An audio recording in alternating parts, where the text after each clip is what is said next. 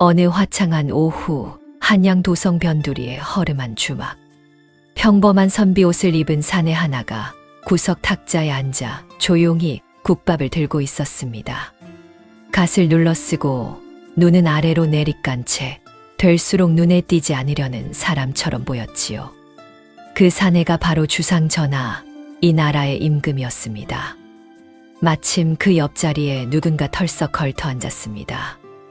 오늘 비번을 맞아 막걸리 한 사발에 거나하게 취한 가마꾼 돌쇠였지요. 18 아니면 19쯤 되었을까요? 아직 머리에 피도 안 마른 나이인데 낯가림이라곤 약에 쓰려도 없는 소년이었습니다. 돌쇠가 임금 쪽으로 슬그머니 몸을 기울이며 말을 건넸습니다. 이보시오, 선비 양반. 내 심심한데 기가 막힌 수수께끼 하나 내볼 테니 맞춰보시겠소. 임금은 속으로 무엄한 놈이라 생각했습니다. 그러나 민심을 살피러 나온 자리인 만큼 헛기침을 한 번 하고는 숟가락을 내려놓았지요. 내 과히 머리가 나쁘진 않으니 내보거라. 좋소. 자, 임금이 길을 가다 삐끗해서 과당탕 넘어지면 뭐라고 부르는지 아시오? 순간 임금의 숟가락이 허공에서 멈췄습니다. 뒤쪽 호위무사들의 눈도 동시에 커졌습니다. 임금이 길을 가다 넘어져. 감히 임금이 넘어지는 꼴을 입에 올려? 임금은 천천히 돌쇠를 바라보았습니다. 방금 뭐라 했느냐? 돌쇠는 그 살벌한 기운을 전혀 알아차리지 못했습니다. 오히려 임금이 관심을 보인 줄 알고 얼굴이 환해졌지요. 아, 생각해보시오. 임금이 길을 가다가 과당탕 넘어졌소. 그럼 뭐라고 부르겠소? 임금은 대답하지 않았습니다. 호위무사 하나는 이미 칼자루에 손가락을 얹고 있었습니다. 돌쇠는 더는 참지 못하겠다는 듯 자기 무릎을 탁 쳤습니다. 킹콩이요. 주막 안에 찬바람 같은 정적이 흘렀습니다. 돌쇠만 신이 나서 말을 이었습니다. 서역말로 왕이 킹이라 하지 않소. 그런데 땅에 콩하고 넘어졌으니 킹, 콩, 하하하. 돌쇠는 배를 잡고 웃었습니다. 안녕하세요. 찾아주셔서 감사합니다. 구독과 좋아요 부탁드립니다. 하지만 웃는 사람은 돌쇠뿐이었습니다. 주모는 국자를 든 채 굳었고 손님 하나는 입에 넣은 깍두기를 씹지도 못했습니다. 호위무사들은 얼굴이 허옇게 질렸지요. 순간 임금의 얼굴이 서서히 끓어오르기 시작했습니다. 일국의 왕이 볼품없이 나뒹구는 꼴을 상상하다니 주먹이 절로 쥐어졌지요. 그러나 정체를 들킬 수 없었습니다. 임금은 아주 간신히 참아냈습니다. 임금이 씩씩거리며 숟가락을 집으려는데 눈치라곤 없는 돌쇠가 임금의 어깨를 툭 치며 쐐기를 박았습니다. 하나 더 줄 테니 이번엔 꼭 맞춰보시오. 그럼 세상에서 가장 가난한 임금은 과연 누구겠소? 임금의 얼굴이 더욱 시뻘겋게 달아올랐습니다. 가난한 임금이라 백성을 굶기는 무능한 군주를 풍자하려는 것인가? 임금이 역사 속 비운의 왕들을 떠올리며 부글거리고 있을 때 돌쇠가 또 낄낄거렸지요. 이번에도 혼자 먼저 웃음이 터질 듯 입술을 실룩거리다가 끝내 참지 못하고 정답을 말했습니다. 에이, 정답은 최저임금이요. 액수가 제일 적은 임금이란 말이지요. 하하하. 주막 탁자에 정적이 흘렀습니다. 임금의 얼굴은 이제 잘 익은 대추처럼, 아니 폭발 직전의 화산처럼 새빨갛게 달아올랐습니다. 일국의 왕을 겨우 품삯에 비유하다니. 뒤에서 대기하던 호위무사들이 칼자루에 손을 올리며 침을 꿀꺽 삼켰지요. 그 살벌한 정적 속에서 오직 돌쇠만이 순진무구한 눈을 깜빡이며 임금의 얼굴을 들여다보았습니다. 별로였소. 나는 오늘 이게 제일 웃기던데. 어라, 선비 양반. 왜 그리 얼굴이 빨갛소? 혹시 춘곤증이요? 임금은 결국 갑갑만 탁자에 던진 채 씩씩거리며 자리를 떴습니다. 그리고 다음 날 아침이었습니다. 돌쇠는 방 안에서 대자로 뻗어 자고 있었습니다. 어젯밤 막걸리가 아직 덜 깬 듯 이불은 발치에 나뒹굴고 팔다리는 사방으로 뻗쳐 있었지요. 처마 밑 참새들이 짹짹거려도 멀리서 장수 외치는 소리가 들려와도 꿈쩍 하나 하지 않았습니다. 평화로운 아침이었습니다. 그런데 골목 저편에서 묵직한 발소리가 울려오기 시작했습니다. 쿵쿵쿵 동네 사람들이 하나둘 문틈으로 고개를 내밀었습니다. 웅장한 가마 한 채와 칼을 찬 일금부 관원들이 좁은 골목을 가득 메우며 돌쇠의 집 앞으로 멈춰 섰지요. 관원 하나가 대문을 발로 걷어찼습니다. 쾅, 가마꾼 돌쇠는 나오너라. 방 안에서 비로소 부스럭거리는 소리가 났습니다. 아이고, 누가 이 새벽에. 돌쇠가 눈을 비비며 문을 열었습니다. 그리고 마당 가득 들어찬 칼과 갑옷과 무서운 얼굴들을 보았지요. 잠이 확 달아났습니다. 관원들이 돌쇠의 팔을 낚아채 결박하는 동안 골목 담장 너머로 숨죽인 동네 사람들의 눈이 일제히 쏠렸습니다. 대역죄라도 난 것인가 수군거림이 퍼져나갔지요. 돌쇠는 끌려가면서도 고개를 두리번거렸습니다. 도무지 영문을 알 수 없었습니다. 어제 주막에서 수수께끼를 냈을 뿐인데 대체 무슨 일이란 말인가. 포박된 채 끌려온 돌쇠의 눈앞에 펼쳐진 것은 난생 처음 보는 광경이었습니다. 황금빛 단청이 들보마다 번쩍이고 바닥엔 발소리도 나지 않을 것 같은 두꺼운 자리가 깔려 있었지요. 좌우로 늘어선 관원들은 숨소리조차 죽인 채 허리를 꺾고 있었습니다. 돌쇠는 고개를 들 엄두도 나지 않았지요. 그저 눈앞의 바닥만 보며 끌려 들어갔습니다. 그 끝 높다란 옥좌 위에 누군가 앉아 있었습니다. 고개를 들어라. 낮고 묵직한 목소리였습니다. 돌쇠가 천천히 눈을 들었습니다. 옥좌에 앉은 사내와 눈이 마주쳤지요. 골룡포를 입고 있었습니다. 등줄기가 꼿꼿했고 손가락 끝 하나도 함부로 놀리지 않았습니다. 어딘가 낯이 익었습니다. 돌쇠가 미간을 좁혔습니다. 분명히 본 적이 있는 얼굴이었지요. 어디서였더라? 언제였더라? 갓을 눌러쓰고 구석 탁자에서 국밥을 먹고 있던 그리고 얼굴이 대추처럼 빨개졌던 돌쇠의 입이 벌어졌습니다. 어제 주막의 그 선비였습니다. 취한 것처럼 얼굴이 빨개졌던 그 양반이 지금은 골룡포를 입고 옥좌에 떡하니 앉아 있었지요. 돌쇠의 두 무릎이 제 의지와 상관없이 바닥을 짚었습니다. 전하, 혀가 꼬여 말이 나오지 않았습니다. 주막에서 어깨를 툭툭 치던 두 손이 지금 이 순간 얼마나 대단한 신뢰였는지가 뒤늦게 온몸으로 밀려들었지요. 임금은 천천히 팔걸이를 짚으며 몸을 앞으로 기울였습니다. 어제 주막에서 씩씩거리던 그 얼굴이 아니었습니다. 차갑고 묵직했지요. 돌쇠가 납작 엎드린 채 이마를 바닥에 붙였습니다. 한참 동안 아무 말도 없었습니다. 편전 안관원들이 숨을 죽였습니다. 어제 오시경 한양 도성 변두리 주막. 돌쇠의 어깨가 움츠러들었습니다. 그 자리에서 내 놈이 과인에게 수수께끼를 냈다. 예, 과인을 최저임금이라 불렀다. 그것은 넘어지면 킹콩이 된다 하였다. 그것이.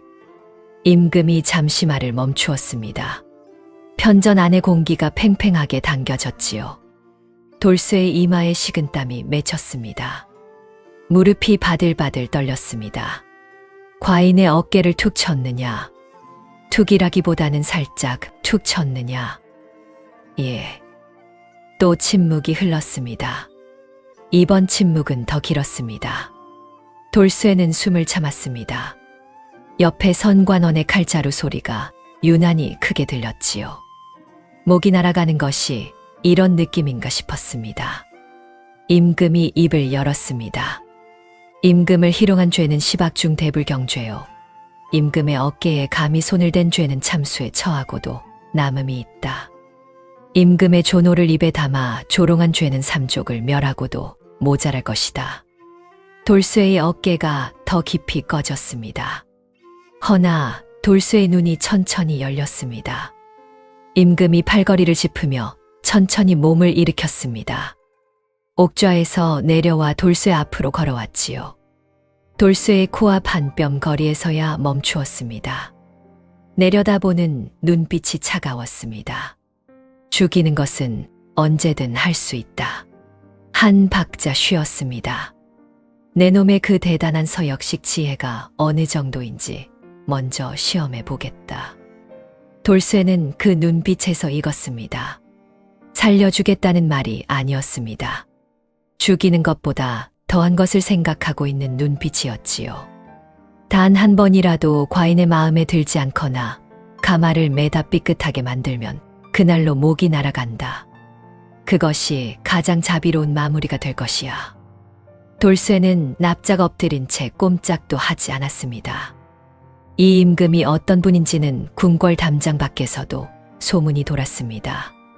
심기가 뒤틀리면 이유도 묻지 않고 일금부를 들이밀기로 한 번 찍히면 살아나온 자가 없기로 이름만 들어도 가마꾼들이 서로 배차를 미루는 그 전하였습니다.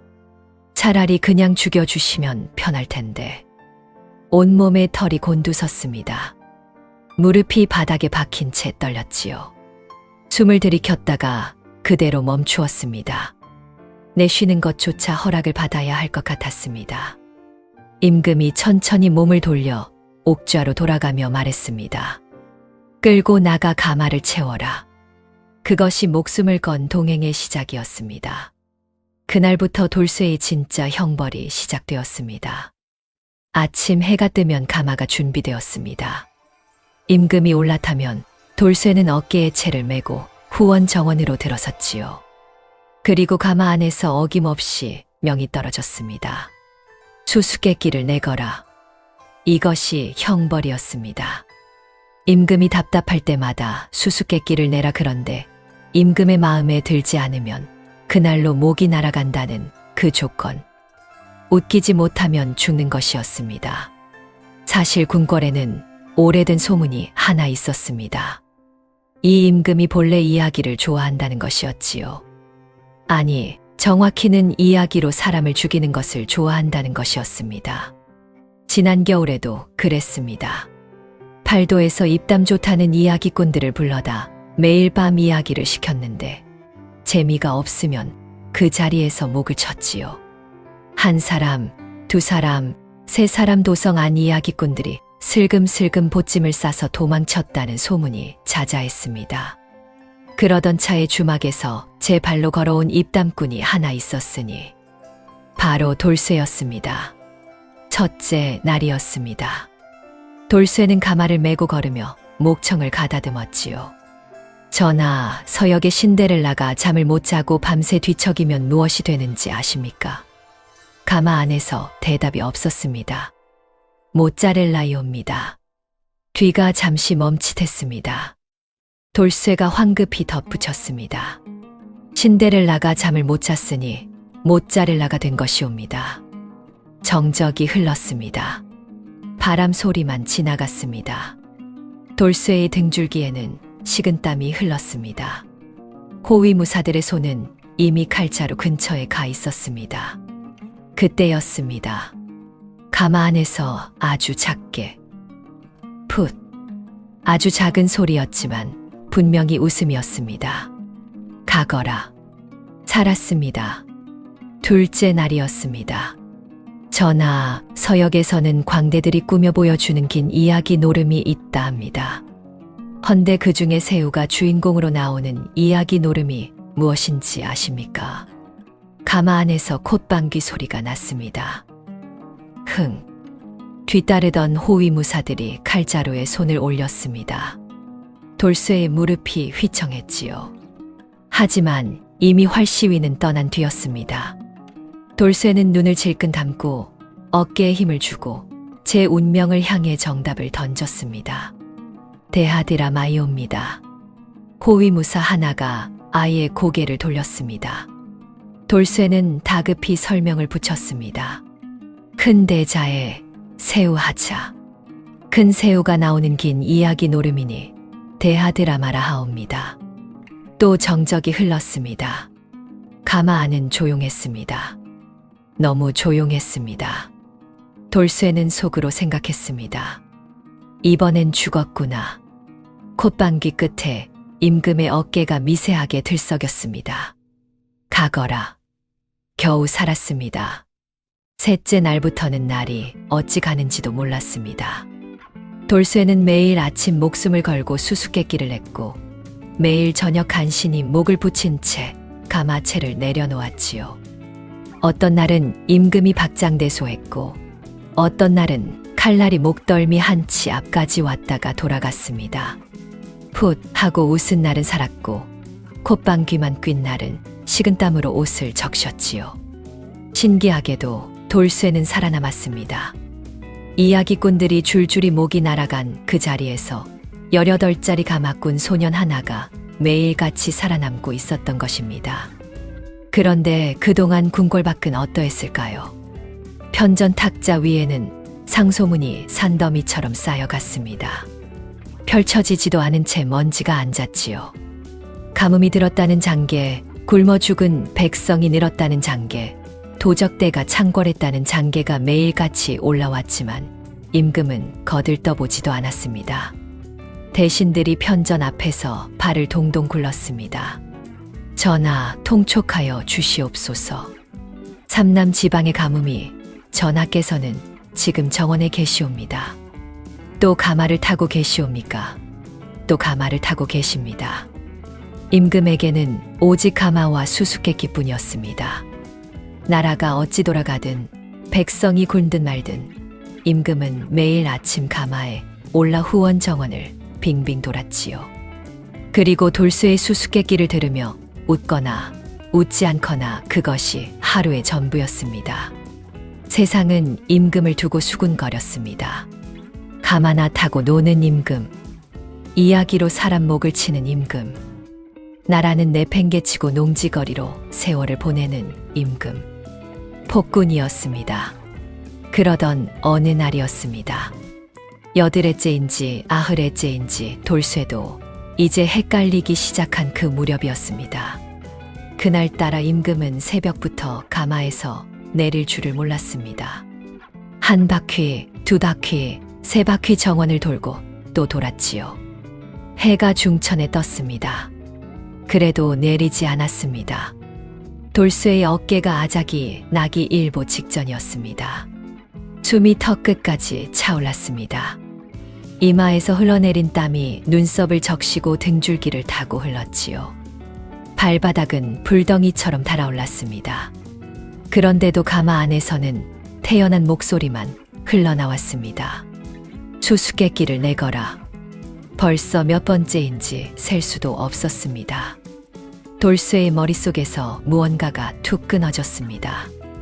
옥이었습니다. 이가 갈렸지요. 이 양반은 백성이 굶어 죽든 말든 가마꾼 어깨가 빠지든 말든 아랑곳도 하지 않고 하루 종일 정원이나 빙빙 돌며 수수께끼나 듣고 있었습니다. 돌쇠가 가마 창틀 쪽으로 고개를 조금 돌렸습니다. 전하, 그러면 수수께끼 하나 내겠습니다. 내거라. 우리나라님은 혹시 엉덩이에 종기가 나셨습니까? 가마 안이 조용해졌습니다. 뭐라 하였느냐? 아니, 하루 종일 앉아만 계시니 그러신가 싶어서요. 종기가 나면 일어서기가 힘들다 하지 않습니까? 그게 아니고서야 어찌 새벽부터 한낮까지 가마에서 내리지를 않으시는지 소위는 그것이 영수수께끼입니다. 뒤따르던 호위무사들의 얼굴이 새파랗게 질렸습니다. 그러나 돌쇠는 멈추지 않았습니다. 어차피 내친 걸음이었지요. 하나 더 여쭙겠습니다. 전하, 가마 안에서 위험한 침묵이 흘렀습니다. 세상에서 제일 팔자 좋은 사람이 누구인지 아십니까? 일도 안 하고 글도 안 읽고 백성 피땀으로 지은 밥만 하루 세끼 꼬박꼬박 받아 자시면서 그저 가마나 타고 정원이나 빙빙 도는 그런 사람입니다. 돌쇠가 다음 발을 천천히 내디뎠습니다. 그런 사람을 두고 세상에서는 한량이라 부르지요. 그런데 소인은 그게 또 수수께끼입니다. 일국의 임금과 천하의 한량이 어찌 일이 똑같이 생겼는지요. 가마가 멈췄습니다. 정확히는 돌쇠의 발이 멈춘 것이었습니다. 더 이상 한 발짝도 내딛지 않았지요. 어깨가 부서질 것 같았지만 그 순간만큼은 통증도 공포도 오기 뒤에 숨어 있었습니다. 가마 문이 천천히 열렸습니다. 임금이 내려섰지요. 돌쇠와 눈이 마주쳤습니다. 임금의 눈에는 살기가 돌았고 돌쇠의 눈에는 아직 꺼지지 않은 오기가 남아 있었습니다. 내 놈 지금 과인더러 한량이라 하였느냐. 수수께끼를 냈을 뿐입니다. 전하. 방금 똑똑히 들었다. 한량과 임금이 닮았다 하였지 전하가 한량이라고는 하지 않았습니다. 후원 정원에 바람 한 점 없었습니다. 멀리서 새 한 마리가 울다 또 그쳤지요. 임금의 얼굴이 부글부글 끓어올랐습니다. 손이 부르르 떨렸지요. 당장 저 맹랑한 놈의 목을 쳐버리고 싶었습니다. 그런데 칼을 부를 수가 없었습니다. 이상한 일이었습니다. 지난 겨울 이야기꾼들은 농이 조금만 시들해도 그 자리에서 목을 쳤습니다. 그런데 이놈은 감히 임금을 한량에 빗대어 놓고도 어쩐지 손이 나가지 않았지요. 틀린 말이 아니었기 때문입니다. 분하게도 단 한마디도 틀린 말이 아니었습니다. 임금은 한참을 그 자리에 서 있었습니다. 그러다 아무 말 없이 다시 가마 안으로 들어가 버렸지요. 문이 탁 닫혔습니다. 돌아가자. 목소리가 아까와 달랐습니다. 살기도 호통도 없었지요. 그저 낮고 가라앉은 목소리였습니다. 돌쇠는 가마채를 다시 어깨에 올렸습니다. 벅벅 발소리가 자갈밭을 짓밟았지요. 두 사람 모두 궁으로 돌아갈 때까지 아무 말도 하지 않았습니다. 그날 밤 임금은 잠을 이루지 못했습니다. 침상에 누웠다가 일어났다가 다시 누웠다가 몇 번을 뒤척였는지 모릅니다. 이불은 이미 발치로 걷어차인 지 오래였지요. 천장을 바라보며 임금이 중얼거렸습니다. 백성 피땀으로 만든 밥을 축내신다. 18짜리 천민 가마꾼 놈이 한 말이었습니다. 임금은 이가 갈렸습니다. 어린 것이 감이라는 생각이 치밀었다가 그 뒤를 이어 전혀 다른 생각이 스멀스멀 올라왔습니다. 틀린 말인가? 임금은 그 생각을 얼른 걷어냈습니다. 그리고 다시 누웠지요. 눈을 감았습니다. 그러나 잠은 오지 않았습니다. 틀린 말인가? 또 올라왔습니다. 임금은 벌떡 일어나 앉았습니다. 내일은 반드시 저 맹랑한 놈의 눈앞에서 똑똑히 보여주겠다. 무엇을 보여준다는 것인지는 스스로도 명확하지 않았습니다. 다만 18짜리 소년에게 무능한 왕으로 낙인 찍힌 채로는 도저히 눈을 감을 수 없었지요. 임금은 밤새 뒤척이다 새벽녘에야 겨우 눈을 붙였습니다. 그리고 날이 채 밝기도 전에 다시 눈을 떴습니다. 도성 밖으로 나가기로 했습니다. 이른 아침 돌쇠는 영문도 모른 채 가마를 맸습니다. 여느 날이면 후원 정원으로 들어섰을 텐데 그날은 가마가 곧장 궁궐 정문을 향했지요. 돌쇠가 고개를 갸웃했습니다. 가마 안에서 임금의 목소리가 들려왔습니다. 오늘은 도성 밖으로 나간다. 도성 밖이요? 어인일로. 내 놈은 입 다물고 맥이나 해라. 돌쇠는 어깨를 으쓱하고는 발을 내디뎠습니다. 임금이 무슨 꿍꿍인지는 알 수 없었지만 가마 안에서 새어나오는 헛기침 소리가 어쩐지 잔뜩 벼르는 듯했지요. 그렇게 가마는 궁궐문을 나서 도성 밖으로 향했습니다. 그런데 도성문을 나서자마자 풍경이 달라졌습니다. 성 안에서는 보이지 않던 것들이었습니다. 논바닥이 거북은 껍질처럼 쩍쩍 갈라져 있었고 밭고랑엔 먼지만 풀풀 날렸지요. 길가 버드나무도 잎이 누렇게 말라 축 늘어져 있었습니다. 하늘은 구름 한 점 없이 맑았는데 그 맑음이 오히려 잔인하게 느껴졌습니다. 돌쇠는 말없이 가마를 메고 걸었습니다. 마을 어귀에 다다르자 소리가 들려왔습니다. 처음엔 바람 소리인 줄 알았습니다. 그런데 가까워질수록 분명해졌지요. 사람 소리였습니다. 울음소리였습니다. 마을 한복판 우물가에 사람들이 모여 있었습니다. 쪼그라든 노인들, 뼈가 앙상하게 드러난 안악들, 그 품에 안긴 아이들 저마다 하늘을 향해 두 손을 모으고 있었지요. 촌장으로 보이는 노인 하나가 땅바닥에 무릎을 꿇고 엉엉 소리 내어 울고 있었습니다. 살려주십시오, 제발 살려주십시오. 가마가 멈췄습니다. 임금은 가마 창틀 너머로 그 광경을 바라보았습니다. 한마디도 나오지 않았습니다. 숟가락 위에 놓인 국밥이 후원정원을 빙빙 돌던 가마가 어젯밤 포근한 침상이 차례로 머릿속을 스쳐 지나갔지요. 그때 가마 창틀 쪽으로 돌쇠의 목소리가 들려왔습니다. 전하, 저 백성들이 저리 우는 것이 전하가 밥을 뺏어 드셔서 그런 것입니까? 임금의 손이 무릎 위에서 천천히 쥐어졌습니다. 설마 심술쟁이도 아니고 그러셨겠습니까? 무엄한 놈, 과인이 백성의 밥을 빼앗는 심술궂은 임금이라 그리 말하고 싶은 게냐? 돌쇠가 잠시 머뭇거렸습니다. 아니요, 전하. 소인은 진짜로 여쭤본 것입니다. 전하가 하신 일이 아니라면 그러면 대체 누가 저리 만든 것인지를 알아야 하지 않겠습니까? 임금은 아무 말도 하지 못했습니다. 틀린 말이 아니었습니다. 분하게도 또 틀린 말이 아니었습니다. 돌쇠가 가마 채를 내려놓았습니다.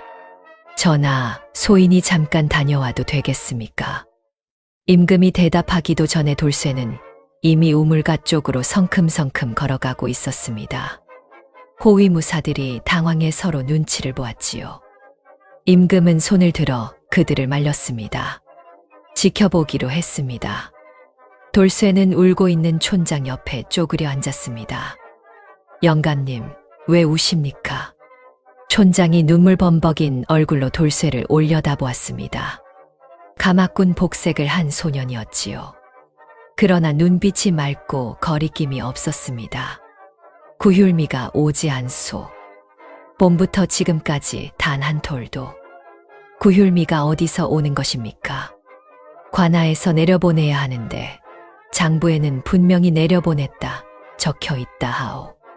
그런데 우리는 받은 것이 없소. 돌쇠가 고개를 끄덕였습니다. 장부에 적힌 사람 이름이 있습니까? 누가 보냈다고 적혀 있답니까? 촌장이 흠칫했습니다. 이런 것을 묻는 가마꾼은 처음이었지요. 최서방이라고 영의정 대감의 사촌 되는 분이라 하오. 그 양반 이름으로 장부가 꾸려져 있다 들었소. 그런데 실제로는 구휼미 대신 세금을 더 물렸다고, 가짜 장부로 곡식을 빼돌렸다고 다들 쑥덕거리지만 감히 입 밖에 낼 수가 없소. 영의정 대감 사촌이라 하지 않소. 돌쇠는 그 이름을 마음속으로 또렷이 새겼습니다. 최서방, 영의정의 사촌, 가짜 장부, 구휼미 횡령. 고맙습니다, 영감님. 돌쇠가 일어섰습니다. 그리고 아무렇지도 않은 얼굴로 가마 쪽으로 돌아왔지요. 가마채를 다시 어깨에 올리며 돌쇠가 조용히 말했습니다. 전하, 돌아가시지요. 임금은 아무 말도 하지 않았습니다. 가마가 천천히 도성 쪽으로 방향을 틀었습니다. 우물가의 울음소리가 점점 멀어졌지요. 그러나 임금의 귀에는 오래도록, 아주 오래도록 그 소리가 남아 있었습니다. 돌아오는 길은 조용했습니다. 올 때와 같은 길이었습니다. 같은 자갈밭이고 같은 버드나무였지요. 그런데 발소리가 달랐습니다. 올 때에 벅벅 거칠고 성난 발소리가 아니었습니다. 사뿐사뿐 소리가 날까 말까 한 발소리였지요. 돌쇠가 일부러 그리 걷고 있었습니다. 가마안이 너무 조용했습니다. 흔들림을 최대한 줄이려 돌쇠는 발끝부터 천천히 땅을 디뎠습니다. 숨소리도 죽였지요. 가마 창틀 너머로 기척을 살폈습니다. 소리가 들렸습니다. 아주 작은 소리였습니다. 바람 소리에 묻힐 만큼, 그러나 돌쇠의 귀에는 분명하게 들렸지요. 30이 넘은 사내의 흐느낌이었습니다. 돌쇠는 고개를 앞으로 돌렸습니다. 아무것도 못 들은 척했습니다. 아무것도 보지 못한 척했지요. 다만 발걸음을 조금 더 조심스럽게 옮겼습니다. 가마가 티끌 만큼도 흔들리지 않도록 온 신경을 두 어깨와 두 발바닥에 집중했습니다. 사뿐사뿐 길가 풀벌레 소리만 가늘게 울었습니다. 한참을 그렇게 걷다가 사방에 아무도 없는 것을 확인한 돌쇠가 가마 창틀 쪽으로 고개를 바짝 붙였습니다. 목소리를 낮추었지요. 전하, 낮에 촌장 영감한테 들은 것이 있사온데 지금 여쭤봐도 되겠습니까? 가마 안에서 잠시 침묵이 흘렀습니다. 그리고 낮고 잠긴 목소리가 돌아왔습니다. 알아라. 돌쇠가 천천히 입을 열었습니다. 최서방이라는 이름, 영의정의 사촌이라는 것, 가짜 장부로 구휼미를 빼돌린 것, 세금을 이중으로 물린 것 낮에 촌장에게 들은 내막을 하나도 빠짐없이 조용히 고해 바쳤습니다. 임금은 말이 없었습니다. 돌쇠도 말을 마친 뒤 더 이상 아무것도 덧붙이지 않았지요. 그저 사뿐사뿐 발을 옮길 뿐이었습니다. 궁궐의 윤곽이 저녁 하늘 아래 서서히 모습을 드러냈습니다. 붉은 노을이 기와지붕 위로 번지고 있었지요. 가마 안은 끝내 조용했습니다. 궁으로 돌아온 뒤 얼마 지나지 않아 침소 문이 열렸습니다. 대신들이었습니다. 영의정을 앞세운 4-5명이 허리를 굽히며 들어섰지요. 기름진 얼굴에 점잖은 미소를 달고 있었습니다. 오랫동안 준비해온 사람들의 미소였습니다. 전하, 오늘 유람에서 많이 고단하셨을 터 신들이 짐을 덜어드리고자 이리 왔사옵니다. 영의정이 소매 안에서 두루마리 하나를 꺼내 펼쳤습니다. 빼곡하게 글씨가 적혀 있었습니다. 항목마다 도장 찍을 자리가 마련되어 있었지요. 전하께서는 그간 정무에 너무 깊이 드셨사옵니다. 이제 이 장부에 옥새만 찍어주시면 신들이 나라시를 알아서 처리하겠나이다. 전하께서는 그저 편안히 가마나 타고 논이시면 되옵니다. 가마나 타고 논이시면 된다. 임금의 눈이 잠시 흔들렸습니다. 하루 종일 백성들의 울음소리를 들은 귀였습니다. 갈라진 논바닥을 본 눈이었고 구휼미 한 톨 받지 못했다는 촌장의 목소리를 들은 귀였지요. 그런데 지금 이 자들은 편안히 가마나 타고 논이시면 된다고 했습니다. 임금의 손이 천천히 옥새 쪽으로 움직였습니다. 무력감이었습니다. 오늘 하루가 너무 무거웠고 지금 이 순간은 그 무게를 누군가에게 넘겨버리고 싶었지요. 그때였습니다. 퍽! 붓이 벼루에서 튀어올랐습니다. 먹물이 장부 위로 시커멓게 번졌지요. 대신들이 일제히 뒤를 돌아보았습니다. 돌쇠였습니다. 침소 한 구석에 쪼그려 앉아있던 돌쇠가 벼루를 팔꿈치로 툭 쳐버린 것이었습니다. 먹물은 장부 위에서 멈추지 않고 영의정의 소매 끝까지 번졌지요. 아이고, 죄송합니다. 소인이 그만 실수를 돌쇠가 아무렇지도 않은 얼굴로 일어섰습니다. 영의정의 얼굴이 굳었습니다. 이놈이 감히 어느 안전이라고 소인이 잘못했습니다. 대감. 그런데 저 장부 먹물이 다 번졌으니 다시 써오셔야 할 것 같습니다. 돌쇠가 태연하게 말했습니다. 그리고 임금 쪽으로 고개를 돌렸지요. 눈이 마주쳤습니다. 돌쇠의 눈빛은 아까와 달랐습니다. 능청스럽지도 해맑지도 않았지요. 그냥 똑바로 보고 있었습니다. 전하. 돌쇠가 입을 열었습니다. 소인은 천민입니다. 가마꾼이지요. 그런데 소인도 제 밥그릇은 지킵니다. 오늘 후원정원에서 어깨가 빠지도록 가마를 맸어도 삐끗하지 않은 것은 소인 것이기 때문입니다. 침소 안이 조용해졌습니다. 저 뚱뚱한 영감탱이들이 나라시를 가져가면 그 다음에 가마를 매는 것은 소인이 아니라 저 영감탱이들 입맛에 맞는 다른 놈이 될 것입니다. 그러면 소인 목이 먼저 날아가겠지요. 대신들의 얼굴이 일제히 불그락푸르락해졌습니다. 하오나 그것보다 돌쇠가 한 발짝 앞으로 나섰습니다. 오늘 우물가에서 엉엉 울던 그 영감님은요. 그분 밥그릇은 누가 지켜줍니까? 저 양반들이 지켜줍니까? 아무도 대답하지 않았습니다. 돌쇠가 임금을 똑바로 바라보았습니다. 전하가 똑바로 왕 노릇하셔야 합니다. 지금 당장요. 편전이 얼어붙었습니다. 천민 가마꾼 소년이 일국의 군주에게 똑바로 왕 노릇하라고 대신들의 눈이 뒤집어질 것 같았습니다. 영의정이 부들부들 떨며 입을 열었지요. 전하, 이 맹랑한 놈을 당장 물러가라. 임금의 목소리였습니다. 낮고 짧았습니다. 그러나 침소 안의 공기가 순식간에 바뀌었지요. 대신들이 서로 눈치를 보다가 하나둘 허리를 굽히며 물러났습니다. 먹물 번진 장부를 챙겨 들고서 침소에 임금과 돌쇠만 남았습니다. 임금은 한동안 아무 말도 하지 않았습니다. 돌쇠도 마찬가지였지요. 촛불이 조용히 흔들렸습니다. 한참 뒤 임금이 입을 열었습니다. 너 목이 열개냐? 돌쇠가 어깨를 으쓱했습니다. 하나밖에 없습니다. 그러니까 지키고 싶은 것입니다. 임금은 잠시 돌쇠를 바라보다가 천천히 고개를 돌렸습니다. 창밖에 밤이 깊어 있었지요. 내일 새벽 가마를 준비해라. 돌쇠가 조용히 고개를 숙였습니다. 집무실에 촛불이 켜진 것은 자정이 훨씬 넘어서였습니다. 임금은 혼자였습니다. 탁자 위에는 벼로와 붓 그리고 백지가 펼쳐져 있었지요. 임금은 붓을 들었습니다. 그리고 천천히 아주 천천히 글씨를 써 내려가기 시작했습니다.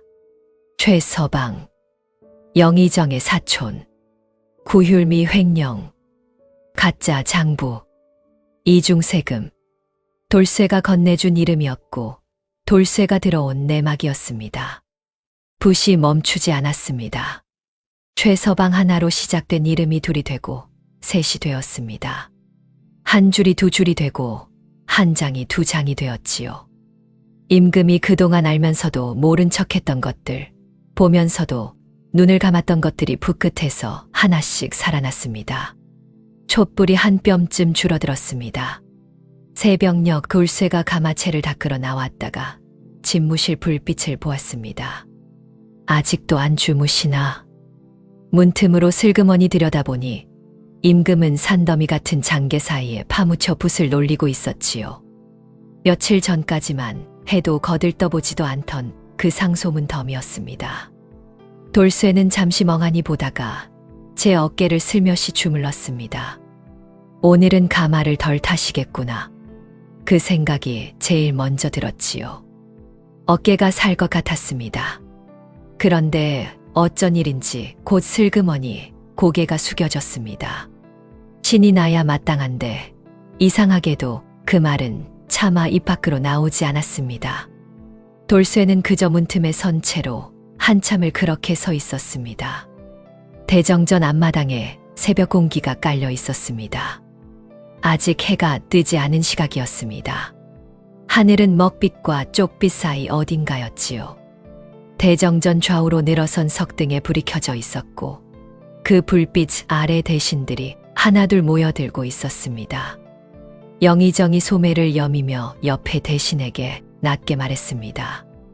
오늘 어전회에 전하께서 직접 소집하셨다 하오. 별일 아닐 것이오. 어제 유람에서 뭔가 보신 모양인데 우리가 잘 다독이면 그만이지요. 두 사람이 나직하게 웃었습니다. 그때 대정전 저편에서 소리가 들려왔습니다. 척, 척, 척. 규칙적이고 묵직한 발소리였습니다. 사람의 발소리였지요. 한 걸음 한 걸음이 어찌나 또렷한지 대정전 바닥을 울리며 곧장 다가왔습니다. 대신들이 고개를 돌렸습니다. 임금이었습니다. 골룡포를 입은 임금이 또 대정전을 향해 걸어오고 있었지요. 등을 꼿꼿이 세운 채 한 발도 흐트러짐 없이 걸어왔습니다. 그리고 그 몇 걸음 뒤로 돌쇠가 조용히 임금을 따르고 있었지요. 척, 척, 척. 대신들이 좌우로 갈라졌습니다. 임금이 대정전 문 앞에 멈춰 섰습니다. 새벽빛이 골룡포 위로 번쩍였지요. 눈 밑에 밤샘의 흔적이 역력했지만 눈빛은 달랐습니다. 어제까지의 그 눈빛이 아니었지요. 무력하지도 피로하지도 않았습니다. 차갑고 또렷했습니다. 영의정이 맨 앞에 섰습니다. 어제의 그 기름진 미소가 아직 얼굴에 남아 있었습니다. 임금이 옥좌에 앉았습니다. 잠시 침묵이 흘렀습니다. 그 침묵이 조금 길다 싶었을 때 임금이 품 안에서 상소문을 꺼냈습니다. 그리고 반듯하게 펼쳤지요. 최만갑. 임금의 목소리가 대정전 안을 울렸습니다. 영의정의 미소가 굳었습니다. 한양 도성박 마을 7곳에서 거두어야 할 구휼미가 올봄부터 지금까지 단 한 톨도 내려가지 않았다. 대신 그 곡식은 관아 장부에 지급 완료로 기록되어 있고 실제로는 최서방의 곳간으로 들어갔다. 대전안이 조용해졌습니다. 최만갑은 영의정 대감의 사촌이지요. 영의정이 앞으로 나섰습니다. 전하, 그것은 근거 없는 낭설이옵니다. 소인의 사촌이 어찌 낭설이라 하였소. 임금이 상소문을 탁자 위에 내려놓았습니다. 올봄 3월 최만갑의 이름으로 꾸려진 장부 7건. 각 마을 촌장의 수결이 없는 가짜 장부요. 이 중으로 물린 세금 내역 빼돌린 곡식의 양, 그것이 흘러들어간 곳간의 위치까지 여기 낱낱이 적혀 있소. 대정전 안이 얼어붙었습니다. 영의정의 얼굴이 창백해졌습니다. 옆에 서 있던 대신 둘이 슬그머니 뒤로 물러섰지요. 임금은 그 모습을 하나도 놓치지 않았습니다. 물러서는 자가 있구나. 두 대신이 굳어버렸습니다. 공범이거나 알면서 모른 척한 것이거나 어느 쪽이든 같은 죄요. 임금이 자리에서 일어섰습니다. 옥좌에서 내려와 대정전 한가운데로 걸어 나왔지요. 대신들이 일제히 허리를 낮추었습니다. 임금은 멈추지 않았습니다. 영의정 앞에서 딱 한 발짝 거리를 두고 섰지요. 영의정. 전하, 과인이 가마 안에서 백성의 울음소리를 들었소. 과인의 신하가 빼돌린 곡식 때문에 굶는 백성의 소리를. 그런데 그 신하를 두둔하는 자가 지금 과인 앞에 서 있구나. 임금이 뒤를 돌아보았습니다. 대정전 문 앞에 돌쇠가 서 있었습니다. 가마꾼 복색 그대로였지요. 눈을 크게 뜨고 임금을 바라보고 있었습니다. 임금이 돌쇠를 향해 말했습니다. 내 놈이 말했지. 천민도 제 밥그릇은 지킨다고. 돌쇠가 아무 말도 하지 않았습니다. 과인도 과인 것은 지키겠다. 임금이 대정전 안을 천천히 둘러보았습니다. 최만갑을 당장 의금부에 압송하라. 영의정은 직을 내려놓고 대죄하라. 구휼미를 빼돌린 자들의 이름은 상소문에 모두 적혀 있으니 의금부는 오늘 안으로 전원 잡아들여라. 대정전 안에 임금의 목소리가 쩌렁쩌렁 울렸습니다. 30이 넘은 군주의 목소리였습니다. 오래 눌려있던 것이 터져 나오는 소리였지요. 대신들이 하나둘 바닥에 엎드렸습니다. 그 우렁찬 소리가 대들보를 타고 한참을 맴돌다 천천히 잦아들었습니다. 정적이 내려앉았지요. 조금 전까지 기름진 미소로 임금을 어르던 자들이 이제는 이마를 바닥에 박은 채 숨소리도 내지 못했습니다. 그토록 단단해 보이던 영의정의 어깨가 짧게 떨리고 있었지요. 대정전 문 앞에 선 돌쇠는 그 광경을 가만히 바라보았습니다. 며칠 전까지만 해도 가마 안에 웅크려 한량 소리나 듣던 그 양반이 맞나 싶었지요. 돌쇠의 입가에 슬그머니 미소가 번졌습니다. 어쩐지 제 어깨가 다 펴지는 기분이었습니다. 창밖으로 아침 해가 떠오르고 있었습니다. 대정전 안으로 첫 햇살이 길게 스며들어 꼿꼿이 선 임금의 골룡포 자락을 환하게 비추었지요. 오래도록 그 자리에 누구도 쉬이 고개를 들지 못했습니다. 몇 달이 지났습니다. 궁궐이 달라져 있었습니다. 편전 탁자 위에는 상소문이 쌓이지 않았습니다. 올라오는 족족 임금이 직접 펼쳐 읽었지요. 도성 밖 마을들로 구휼미가 내려갔고 가짜 장부를 꾸미던 손들은 일금부에 묶여 있었습니다.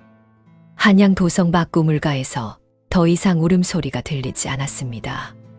화창한 낮이었습니다. 햇살이 집무실 창호지를 환하게 물들이고 있었지요. 임금은 탁자 앞에 앉아 서류를 들여다보다가 붓을 내려놓았습니다. 그리고 문 쪽을 향해 말했습니다. 돌쇠. 예, 전하. 문 밖에서 대답이 들려왔습니다. 들어오너라. 돌쇠가 들어섰습니다. 몇 달 전과 크게 다르지 않았습니다. 여전히 가마꾼 복색이었고 여전히 해맑은 얼굴이었지요. 다만 어깨가 조금 더 넓어진 것 같기도 했습니다. 아니면 그냥 그렇게 보이는 것일 수도 있었지요. 임금이 탁자 위에 문서 하나를 돌쇠 쪽으로 밀었습니다. 읽어보거라. 돌쇠가 문서를 들었습니다. 눈을 굴리다가 멈췄습니다. 전하, 이것은 종육품 선략 장군직이다. 돌쇠의 입이 반쯤 열렸습니다. 임금이 말을 이었지요. 내 놈이 없었으면 최서방의 이름도 가짜 장부의 내막도 알 수 없었다. 구휼미가 어디로 흘러갔는지도 모른 채 그 대신들이 내민 장부의 옥새를 찍었을 것이다. 그 공이 작지 않다. 돌쇠가 문서를 내려다보았습니다. 한참을 그러고 있었지요. 싫습니다. 임금의 눈썹이 올라갔습니다. 싫다 하였느냐? 예, 전하. 싫습니다. 돌쇠가 문서를 탁자 위에 도로 내려놓았습니다. 그리고 임금을 똑바로 바라보았지요. 소인은 앉아서 글 공부를 하면 엉덩이에 종기가 납니다. 그리고 높은 자리에 앉으면 아래 것들 눈치를 봐야 한다 들었습니다. 소인은 눈치 보는 것을 제일 못합니다. 임금이 팔짱을 끼었습니다. 그러면 무엇을 원하느냐? 돌쇠가 손가락을 하나 펼쳤습니다. 하루 3시간만 일하는 시간제 가마꾼 자리를 원합니다. 임금이 미간을 좁혔습니다. 시간제라 하였느냐? 예. 3시간 일하고 나머지는 주막에서 막걸리 마시고 맛있는 것 먹고 낮잠 자는 것이 소인의 꿈입니다. 임금은 잠시 돌쇠를 바라보았습니다. 어이가 없었습니다. 종육품 관직을 거절하고 시간제 가마꾼을 원하는 자가 이 세상 어디에 또 있을까 싶었지요. 그런데 안도가 되었습니다. 이 소년이 달라지지 않았다는 것이 이상하게 마음을 놓이게 했습니다. 임금이 천천히 고개를 끄덕였습니다. 허락한다. 돌쇠의 얼굴이 환해졌습니다. 그 대신 조건이 있다. 돌쇠의 얼굴이 굳었습니다. 가마를 삐끗하게 하면 목이 날아간다. 돌쇠가 피식 웃었습니다. 처음부터 그 조건이었지 않습니까, 전하. 그리고 그날 깊은 밤이었습니다. 오늘치 3시간 근무를 마친 돌쇠가 임금의 침소 앞을 지나다가 멈췄습니다. 문틈으로 불빛이 새어나오고 있었지요. 아직 잠들지 않은 것이었습니다. 돌쇠가 문을 조심스럽게 열었습니다. 임금이 침상에 기대어 서류를 들여다보고 있었지요. 눈 밑에 피로가 짙었습니다.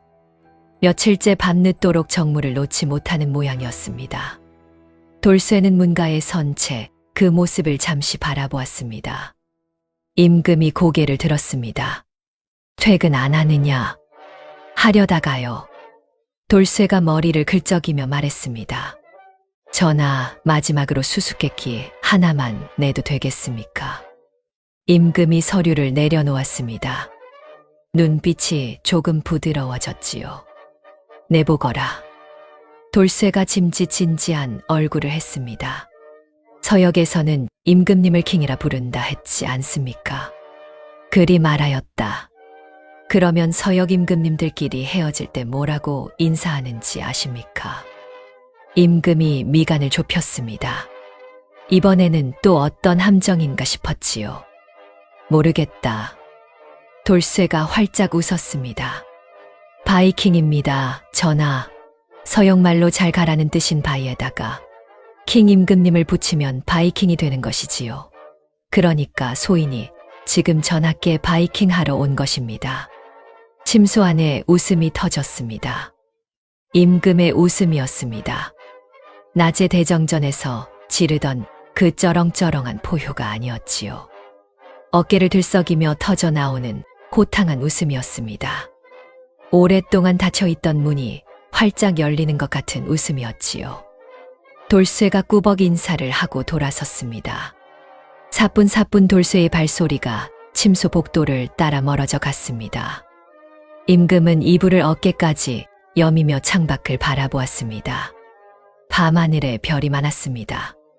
가마를 처음 태웠던 그날도, 후원 정원을 빙빙 돌던 그날도, 백성의 울음소리를 들었던 그날도 이 하늘은 늘 저기 있었겠지요. 임금이 천천히 눈을 감았습니다. 복도 저편에서 돌쇠의 콧노래가 아주 작게 들려왔습니다. 저녁밥이 기다리고 있다는 듯 세상 근심 하나 없는 18살짜리 소년의 콧노래였지요. 임금의 입가에 미소가 남았습니다. 그것으로 충분했습니다. 그렇게 돌쇠는 가마꾼으로 궁에 들어갔다가 임금의 마음을 깨운 사람으로 궁을 나왔습니다. 세상 사람들은 그 뒤로도 한동안 그 일을 두고 수군거렸지요. 임금을 웃기다 목숨을 잃을 뻔한 놈이 끝내 임금의 눈을 뜨게 했다느니 킹콩이라는 말 한마디가 나라의 썩은 뿌리를 흔들었다느니 말입니다.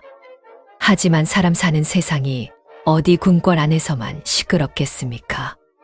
높은 옥좌 위에는 나라를 두고 고집을 부리는 임금이 있다면 낮은 초가집방 안에는 떡 하나를 두고도 절대 물러서지 않는 부부가 있는 법이지요. 큰 나라실도 사람 마음 하나 꺾지 못해 어그러지고 작은 살림살이도 말 한마디 먼저 하지 않으려다가 밤새 뒤집히는 법입니다.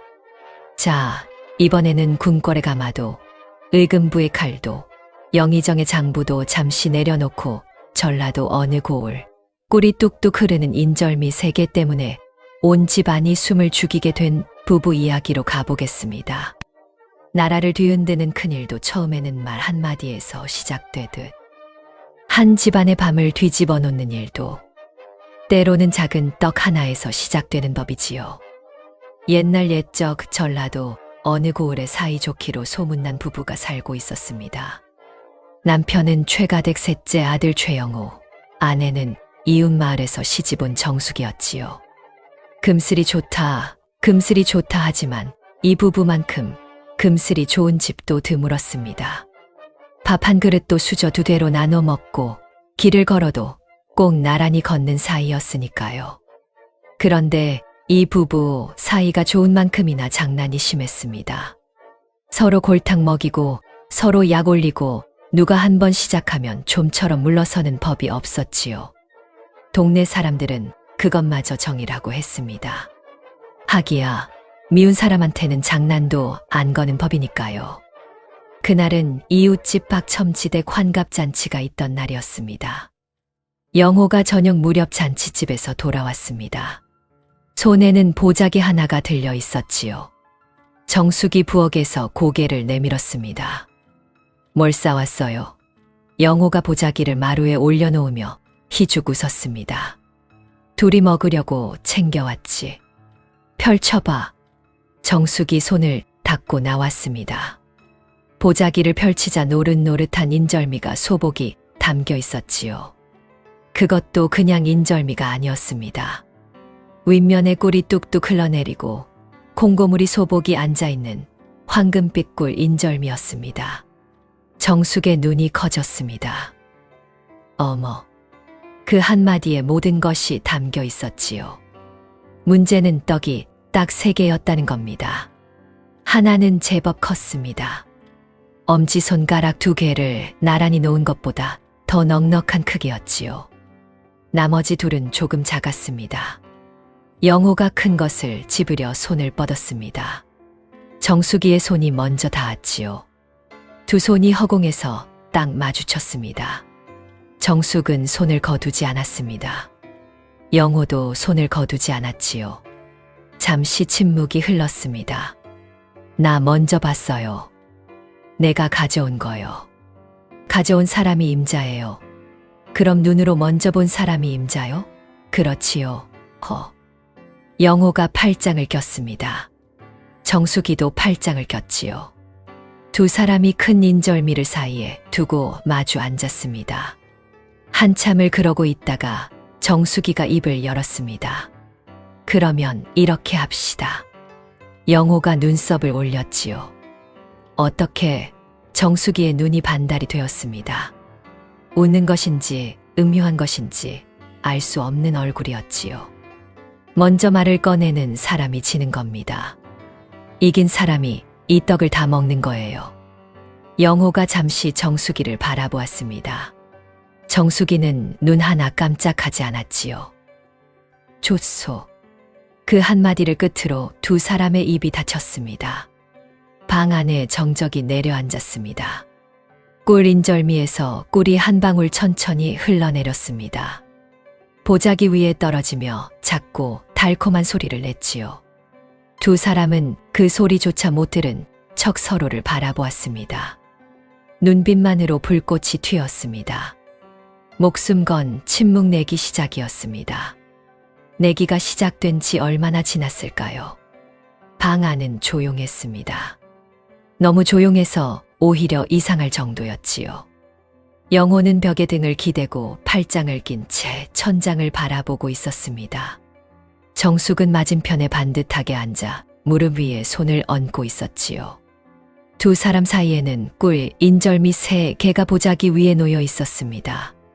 큰 것이 가운데 떡하니 있었지요. 영호가 슬쩍 눈을 내렸습니다. 정숙도 슬쩍 눈을 내렸지요.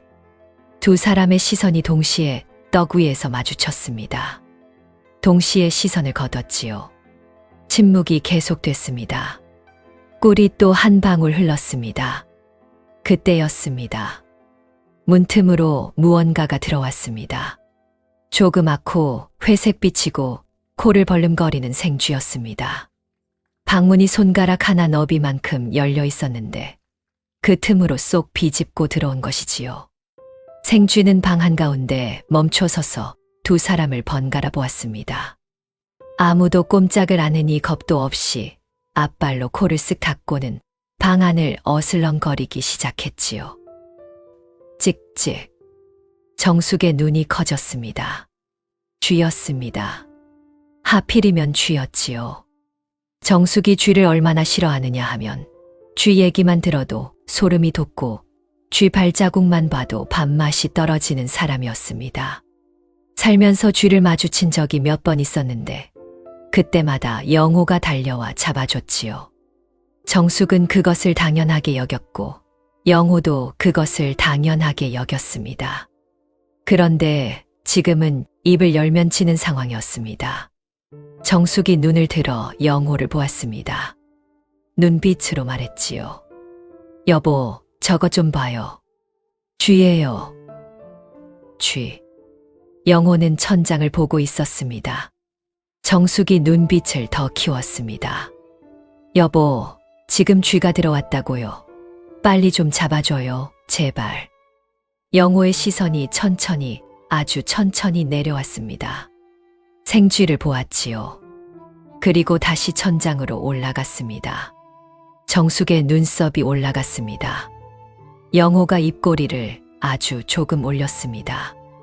알고 있다는 뜻이었지요. 그리고 그게 전부였습니다. 정숙의 눈이 가늘어졌습니다. 영호를 향한 눈빛이 순식간에 차가워졌지요. 영호는 여전히 천장을 보고 있었습니다. 그 얼굴이 어찌나 태연하던지 마치 아무 일도 없는 사람 같았습니다. 정숙의 손이 천천히 쥐어졌습니다. 생쥐는 그 사이에도 열심히 방 안을 탐험하고 있었습니다. 뒤주 옆을 기웃거리다가 이불 모서리를 코로 쿡쿡 찌르다가 급기야 보자기 쪽으로 코를 킁킁거리며 다가오기 시작했지요. 꿀 냄새를 맡은 것이었습니다. 정숙의 눈이 다시 영호에게로 날아갔습니다. 이번에는 레이저였지요. 저 쥐가 떡에 코를 들이밀려 하고 있잖아요. 빨리요. 영호가 슬쩍 생쥐를 내려다보았습니다. 그리고 손짓을 했지요. 아주 작게 이 모양으로 말해. 눈빛이 분명히 그렇게 말하고 있었습니다. 쥐 잡아달라고 말하면 내가 잡아주지. 정숙의 얼굴이 붉어졌습니다. 분한 것인지 더운 것인지 아마 둘 다였을 겁니다. 정숙이 천천히 일어났습니다. 소리를 내지 않으려고 숨을 참으며 방구석으로 걸어갔지요. 거기 빗자루가 세워져 있었습니다. 정숙이 두 손으로 빗자루를 쥐었습니다. 힘이 들어간 손마디가 하얗게 샜지요. 생쥐는 아직 보자기 주변을 어슬렁거리고 있었습니다. 정숙이 빗자루를 들어 올렸습니다. 내리쳤지요. 퍽. 빗자루가 바닥을 쳤습니다. 생쥐는 이미 옆으로 달아나 있었지요. 찍 하고 짧게 울더니 이불 밑으로 쏙 숨어버렸습니다. 정숙이 이불을 들쳤습니다. 생쥐가 튀어나왔지요. 정숙이 또 빗자루를 내리쳤습니다. 퍽 또 빗나갔습니다. 흡. 비명이 목구멍까지 올라왔지만 삼켰습니다. 그 다음부터는 전쟁이었습니다. 생쥐는 작고 빠르고 영리했습니다. 뒤주 뒤로 숨었다가 요강 옆으로 빠졌다가 문 쪽으로 달리다가 방향을 틀어 이불 밑으로 정숙은 빗자루를 들고 방 안을 날아다녔지요. 숨소리는 거칠어졌고 이마에 땀이 맺혔고 쪽머리가 한 가닥 두 가닥 흘러내렸습니다. 빗자루가 뒤줄을 쳤습니다. 달그락. 빗자루가 요강을 건드렸습니다. 쨍그랑. 빗자루가 문고리에 걸렸습니다. 탁. 소리가 날 때마다 정숙은 이를 악물었습니다. 비명 대신 이마에서 땀이 흘렀지요. 영호는 그 소란 속에서도 등을 벽에 기댄 채 팔짱을 풀지 않았습니다. 눈만 조용히 정숙을 따라다녔지요. 입꼬리는 여전히 아주 조금 올라가 있었습니다. 한바탕 소동이 지나고 생쥐는 결국 열린 문틈으로 달아났습니다. 찍 하는 소리가 멀어졌지요. 정숙이 빗자루를 내리고 섰습니다. 숨이 턱 밑까지 차올랐지요. 쪽머리는 완전히 헝클어져 있었고 등에는 땀이 배어 있었습니다. 방 안은 뒤주가 비뚤어지고 이불이 구겨지고 요강이 제자리를 잃어 전쟁터가 따로 없었지요. 정숙이 천천히 고개를 돌렸습니다. 영호를 보았습니다. 영호는 처음 자리에 그대로 앉아 있었습니다. 등도 벽에 기댄 채 팔짱도 낀 채 눈만 정숙을 보고 있었지요. 그 얼굴에 웃음기가 역력했습니다. 정숙의 눈이 가늘어졌습니다. 빗자루를 제자리에 세웠지요. 천천히, 아주 천천히 흐트러진 머리를 매만지고 치맛자락을 가다듬고 다시 제자리에 반듯하게 앉았습니다. 무릎 위에 손을 얹었습니다. 정면을 보았지요. 그 눈빛이 말하고 있었습니다. 두고 보자. 잠시 뒤 영호가 일어났습니다. 느긋한 몸짓이었지요. 기지개를 한번 켜고 마당 쪽으로 걸어 나갔습니다. 뒷간에 가는 길이었지요. 걸음걸이가 여유로웠습니다. 이기고 있는 사람의 걸음이었지요.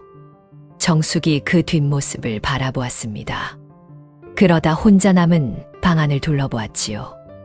아까 생쥐 소동에 비뚤어진 뒤줄을 바로잡고 구겨진 이불을 정리했습니다. 요강도 제자리에 돌려놓았지요. 그러고는 다시 자리에 앉아 꿀 인절미를 바라보았습니다. 시간이 흘렀습니다. 영호가 돌아오지 않았지요. 조금 더 시간이 흘렀습니다. 여전히 돌아오지 않았습니다. 정숙이 고개를 들었습니다. 뒷마당 쪽을 보았지요. 아무 소리도 들리지 않았습니다. 뒷간 문도 닫혀 있었지요. 그냥 오래 앉아 있는 것인가 싶었습니다. 그때였습니다. 헛기침 소리가 들렸습니다. 아주 작고 조심스러운 소리였지요. 정숙이 귀를 기울였습니다. 두 번째 헛기침이었습니다. 이번에는 조금 더 컸지요. 정숙이 고개를 갸웃했습니다. 무슨 일인가 싶어 일어났지요. 마당으로 나와 뒷간 쪽으로 걸어갔습니다. 뒷간 문 앞에 섰지요. 문틈이 빼꼼 열렸습니다. 영호의 눈이 보였습니다. 평소와 다른 눈빛이었지요. 간절하고 딱하고 조금 절박한 영호답지 않은 눈빛이었습니다. 영호의 손이 슬쩍 올라와 뒷간 벽 쪽을 가리켰지요. 정숙이 뒷간 안을 들여다보았습니다. 집단거리가 텅 비어 있었지요. 정숙이 입을 열려다 멈췄습니다. 영호를 보았지요. 영호가 눈을 크게 뜨고 고개를 끄덕였습니다. 제발 이라는 눈빛이었지요. 정숙의 눈이 천천히 내려갔다가 올라왔습니다. 그리고 아까 영호가 했던 그 입모양이 떠올랐습니다. 생쥐가 보자기 쪽으로 기어가던 순간 정숙이 필사적인 눈빛을 보내던 그 순간 영호가 실실 웃으며 했던 입모양. 말해. 정숙의 입꼬리가 아주 조금 올라갔습니다. 문틈이 닫혔지요. 발소리가 멀어졌습니다. 뒷간 안에서 한참을 기다렸습니다. 발소리가 돌아오지 않았지요. 영호가 벽을 다시 더듬었습니다.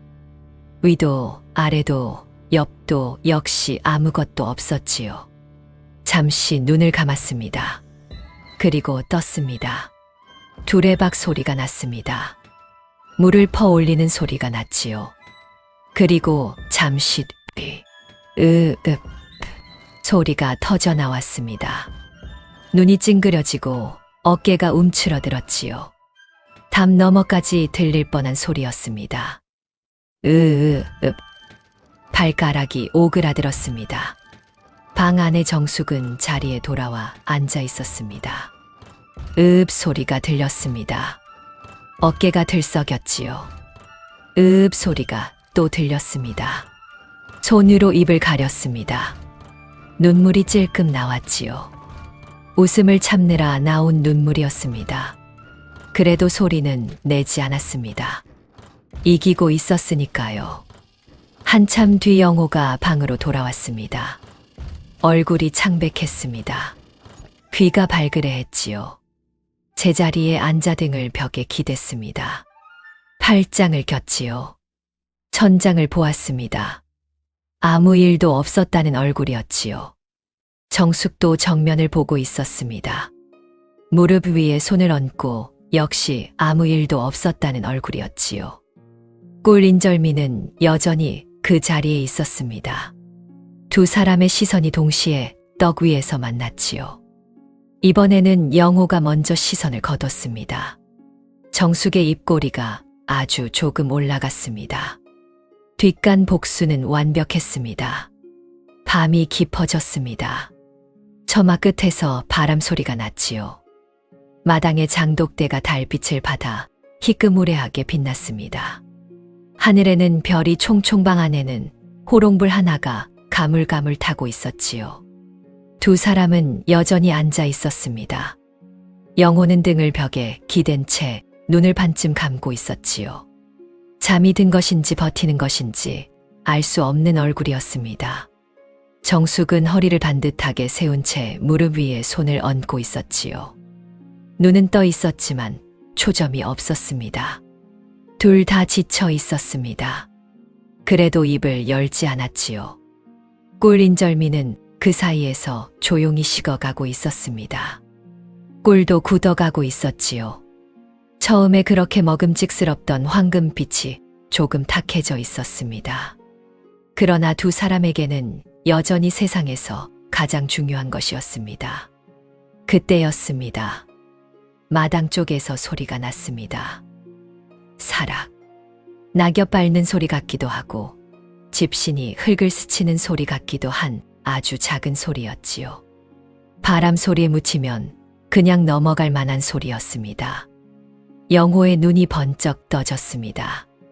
정숙도 고개를 들었지요. 두 사람이 동시에 문 쪽을 바라보았습니다. 사락사락 소리가 가까워졌습니다. 그리고 멈췄지요. 잠시 침묵이 흘렀습니다. 영호와 정숙이 눈빛을 교환했습니다. 처음으로 내기를 잊은 눈빛이었지요. 그 눈빛이 말하고 있었습니다. 누구야? 방문이 천천히 열렸습니다. 삐그덕. 문틈으로 먼저 얼굴이 들어왔지요. 눈이 두리번거렸습니다. 방 안을 훑었지요. 호롱불 빛에 얼굴이 드러났습니다. 낯선 사내였습니다. 허름한 차림에 보따리를 등에 맨 어설프게 생긴 사내였지요. 나이는 30쯤 됐을까요? 눈빛이 날카롭다기보다는 그냥 겁이 많아 보이는 도둑치고는 영 도둑 같지 않게 생긴 사내였습니다. 사내가 방 안으로 들어왔습니다.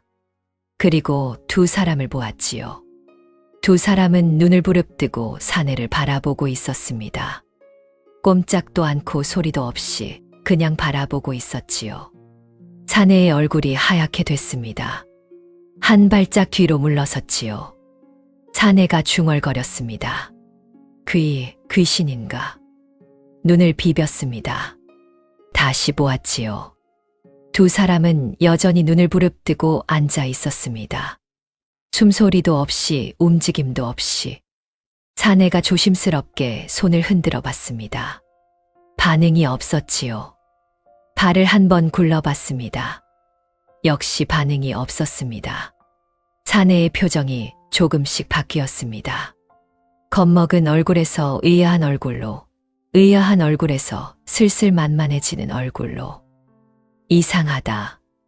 살아있는 것 같기는 한데. 사내가 한 발짝 앞으로 나왔습니다. 두 사람이 여전히 반응이 없자 또 한 발짝 나왔지요. 그리고 방 안을 둘러보기 시작했습니다. 영호의 눈빛이 사내를 따라갔습니다.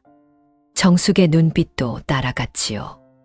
두 사람 다 입을 열지 않았습니다. 사내가 움직이기 시작했습니다. 벽 쪽에 농을 열었지요. 뒤적거렸습니다. 손에 뭔가 잡히는 것이 있으면 보따리에 넣었습니다. 선반 위에 녹그릇을 집었지요. 무게를 가늠해 보더니 보따리에 넣었습니다. 뒤주 옆에 세워둔 곡괭이를 보더니 고개를 저으며 지나쳤지요. 영호가 이를 악물었습니다. 손이 쥐어졌지요.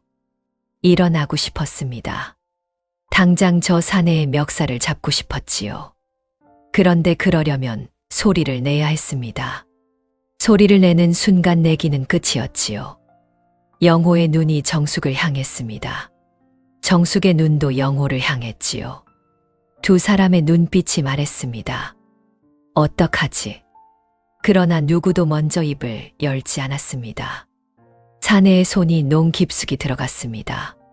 그리고 무언가를 꺼냈지요. 비녀였습니다. 은빛이 호롱불 빛에 반짝였습니다. 길고 가느다란 은비녀였지요. 사내가 이리저리 돌려보며 눈을 빛냈습니다. 오호, 이건 제법인데. 정숙의 눈이 굳었습니다. 그 비녀는 친정어머니의 유품이었습니다. 어머니가 돌아가시기 전 손수 머리에 꽂아주며 건넨 것이었지요. 시집 갈 때 가져온 것 중에 가장 먼저 챙긴 것이었습니다. 장롱 깊숙이 비단 보자기에 싸서 아껴두고 또 아껴뒀던 것이었지요. 정숙의 눈에 눈물이 맺혔습니다. 입술이 떨렸지요. 그래도 참았습니다. 이를 악물고 눈물을 삼키며 참았습니다. 영호가 그것을 보았습니다. 정숙의 눈에 맺힌 눈물을 정숙이 이를 악물며 참는 것을 떨리는 입술을. 영호의 눈빛이 바뀌었습니다. 떡이고 내기고 순식간에 사라졌지요. 사내가 은비녀를 보따리에 넣으려 했습니다. 그 순간이었습니다. 영호가 일어났습니다. 조용히 일어난 게 아니었지요. 벽이 울릴 것처럼 온 방 안이 흔들릴 것처럼 벌떡 일어났습니다. 이 고얀 놈. 호롱불이 꺼질 뻔했습니다. 영호의 목소리가 방 안을 가득 채웠지요. 낮고 굵고 단단한 목소리였습니다. 평소에는 들어본 적 없는 목소리였지요. 벽이 울렸습니다. 장지문이 덜덜 떨렸습니다. 감히 내 아내의 물건에 손을 대. 사내가 얼어붙었습니다. 보따리를 든 손이 허공에 멈췄지요. 얼굴이 하얗다 못해 파랗게 됐습니다. 온 방 안이 쩌렁쩌렁 울리는 그 목소리에 발이 땅에 붙어버린 것 같았지요. 영호가 한 걸음 나섰습니다. 그것으로 충분했습니다. 사내가 보따리를 내던졌지요. 놋그릇이 바닥에 굴렀습니다. 쨍그랑 요란한 소리가 났지요. 은비녀가 보따리에서 굴러 나왔습니다. 사내는 그것을 주울 생각도 못하고 문을 박차고 뛰쳐나갔습니다. 마당을 가로지르는 발소리가 들렸지요. 담을 넘는 소리가 들렸습니다. 그리고 아무 소리도 들리지 않았습니다. 영호가 서 있었습니다. 주먹을 쥔 채 문 쪽을 바라본 채 숨을 고르고 있었지요. 방 안이 조용했습니다. 정숙이 천천히 몸을 움직였습니다. 바닥에 굴러다니는 은비녀를 집어들었지요. 두 손으로 감쌌습니다. 비단 보자기에 다시 싸서 가슴에 안았지요. 눈물이 한 방울 흘렀습니다. 소리 없이 조용히 흘렀지요. 영호가 그것을 보았습니다. 그리고 천천히 돌아섰습니다. 정숙과 눈이 마주쳤지요. 두 사람은 한동안 아무 말도 하지 않았습니다. 내기고 뭐고 그냥 서로를 바라보았지요. 밖에서 바람이 불었습니다. 호롱불이 가물거렸지요. 한참 만에 영호가 입을 열었습니다. 내가 졌소. 목소리가 낮았습니다.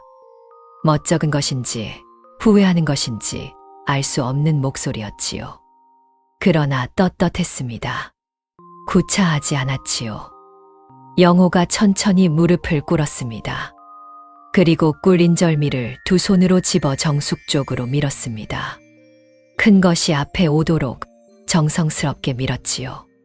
당신 다 드시오. 말이 없는 항복이었습니다. 그러나 그 어떤 말보다 많은 것을 담고 있었지요. 정숙이 은비녀를 가슴에 안은 채 영호를 바라보았습니다. 정숙의 눈이 붉었습니다. 도둑 때문만이 아니었지요. 아까부터 이미 눈물이 차올라 있었습니다. 내기니 자존심이니 하면서 온종일 버텼지만 그 비녀를 빼앗기려는 순간, 영호가 벌떡 일어서던 그 순간, 그때 이미 정숙은 다 이긴 것이었습니다. 떡이 아니라 더 중요한 것을. 정숙이 천천히 손을 뻗었습니다. 인절미를 집었지요. 가장 크고 도톰한 것으로 골랐습니다. 콩고물이 소복에 앉은 것으로, 꿀이 아직 흘러내리는 것으로. 그리고 영호의 입에 쏙 넣어줬습니다. 영호의 눈이 커졌습니다. 씹었지요. 달았습니다. 꿀이 입 안 가득 퍼졌습니다. 콩고물이 고소했지요. 인절미가 쫄깃하게 늘어났습니다. 온종일 버티며 바라보기만 했던 그 떡이 이렇게 달 줄은 몰랐습니다. 그러나 떡이 달아서만은 아니었지요. 영호가 정숙을 보았습니다. 정숙이 영호를 보았지요. 정숙이 작은 것 하나를 집어 자기 입에 넣었습니다. 천천히 씹었지요. 눈이 가늘어졌습니다. 달았습니다. 어찌나 달던지 눈물이 날 것 같았습니다. 아니, 이미 눈물이 나고 있었지요. 두 사람은 나란히 앉았습니다. 남은 인절미를 사이에 두고 이번에는 싸우지 않고 나눠 먹었지요. 큰 것을 반으로 뜯어 영호가 반, 정숙이 반. 작은 것 하나는 영호가 정숙 입에, 정숙이 영호 입에 번갈아 넣어줬습니다. 방 안이 조용했습니다. 아까의 조용함과는 달랐지요. 팽팽하고 서늘한 조용함이 아니라 따뜻하고 포근한 조용함이었습니다. 호롱불이 가만히 타고 있었지요. 바람이 잦아들었습니다. 영호가 입을 열었습니다. 앞으로는 내가 먼저 말 걸겠소. 정숙이 고개를 들었지요. 영호가 멋쩍게 웃었습니다. 예쁜 말로. 정숙이 잠시 영호를 바라보았습니다. 그리고 고개를 끄덕였지요. 저도요. 그 한마디였습니다. 짧고 조용했지요. 그러나 온종일 한마디도 안 턴 사람이 꺼낸 말이었습니다. 그래서 더 묵직했지요. 두 사람은 다시 떡을 먹었습니다. 달았습니다. 여전히 아주 달았지요. 밖에서 바람이 불었습니다. 처마 끝에서 소리가 났지요. 방 안에 호롱불이 한번 가물거리다가 다시 조용히 타올랐습니다. 꿀 인절미는 다 없어졌습니다. 보자기만 남았지요. 콩고물이 조금 묻어 있었습니다. 두 사람은 그것을 보며 소리 없이 웃었습니다. 세상에서 가장 달콤한 패배였습니다. 이렇게 두 가지 이야기가 모두 끝이 났습니다. 하나는 가마 위에 앉은 임금의 이야기였고 또 하나는 꿀 인절미 3개를 사이에 둔 부부의 이야기였습니다. 겉으로 보면 참 다른 이야기 같지요. 한쪽에는 궁궐이 있고 옥좌가 있고 나라를 뒤흔드는 큰일이 있었습니다. 다른 한쪽에는 작은 초가집방 안 식어가는 떡 3개, 그리고 먼저 웃지도 말하지도 않으려는 부부의 귀여운 승부가 있었지요. 하지만 가만히 들여다보면 두 이야기 모두 사람 마음 하나가 풀리는 이야기였습니다. 임금은 가마에서 내려와 백성의 울음소리를 들은 뒤에야 비로소 왕이 되었고, 부부는 떡 하나를 두고 끝까지 장난을 치다가도 정작 소중한 것이 흔들리는 순간에는 서로를 향한 마음이 먼저였다는 것을 확인했습니다. 오늘도 긴 이야기 끝까지 함께 해주셔서 감사합니다. 들으시는 동안 잠시라도 웃으셨다면, 혹은 마음 한쪽이 조금 편안해지셨다면, 그것만으로도 참 다행입니다. 편안한 밤 되시길 바라며 다음 이야기에서 또 뵙겠습니다. 감사합니다.